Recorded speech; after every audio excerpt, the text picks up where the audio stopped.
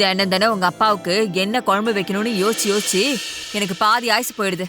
இதுல சாம்பாரான எகத்தாளம் வேற. கிளம்புடி. ரொம்ப சலிச்சுக்காதம்மா.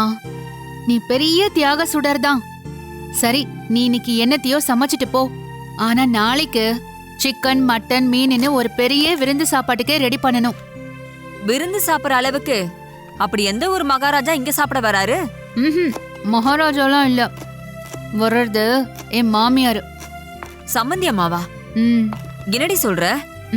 ஆமாமா, நாளைக்கு என் மாமியாரு, என் வீட்டுக்காரரோட தம்பி, தங்கச்சின்னு எல்லாரும் நம்ம வீட்டுக்கு விருந்துக்கு வராங்க.